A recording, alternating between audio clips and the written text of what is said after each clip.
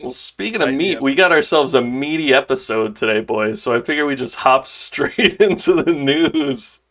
Aaron hated that. Venom, Let There Be Carnage sets a pandemic record with a $90 million domestic box office debut. That's a lot. Yeah, that's like almost real times numbers.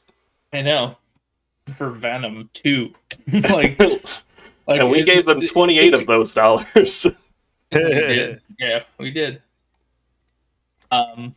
Definitely a lot. Well, and I sent you guys the article about Shang-Chi breaking like the 200 million. It's like the first movie in like 2 years to gross, maybe not over $200 million, but it's something like in a certain amount of time. I think it might be for like a 2-week period or something. It's the fastest to reach 200 million in like 2 years or so. Again, something along those lines. Yeah, that makes sense. I think it mentions it in this article. Yeah. It was the first to hit 200 in the pandemic. Yeah, so maybe that is what it is, but fuck me, because I was like, I don't know.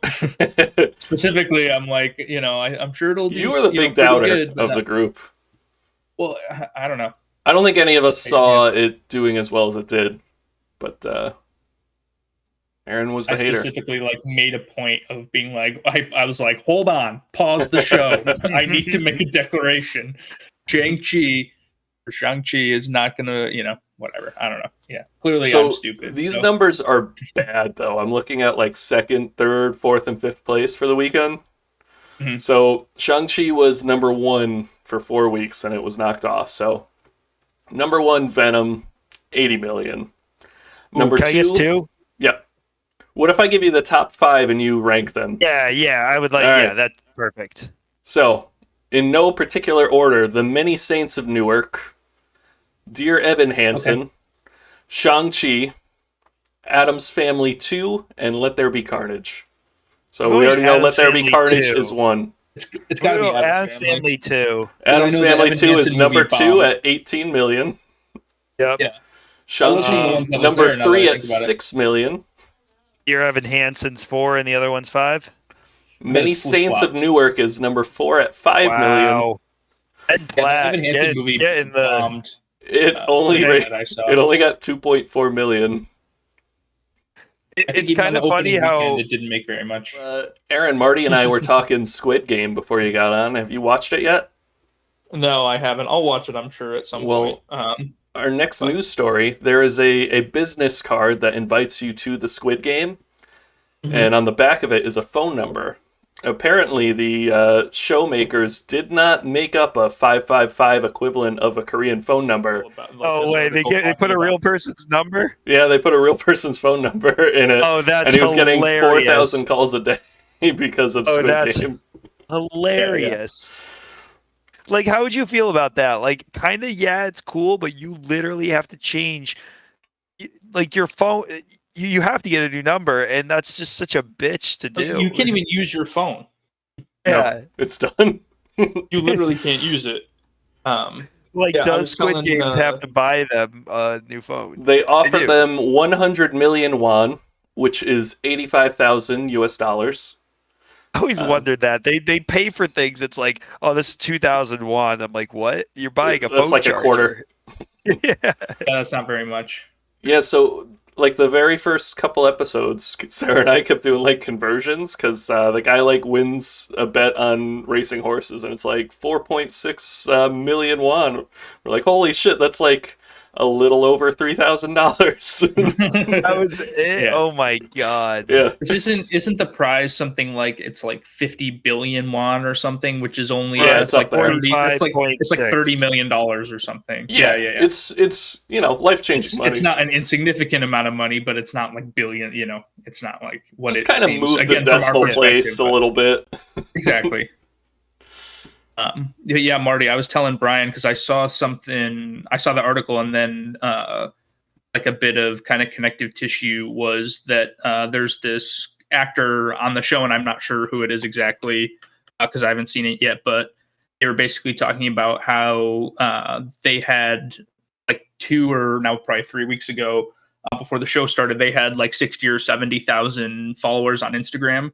and as of like yesterday or 2 days ago, they had 9 million. Well, yeah, you don't. I literally watched maybe 2 TikToks on Squid Game. I can't go on TikTok anymore because they're gonna spoil the freaking show for me.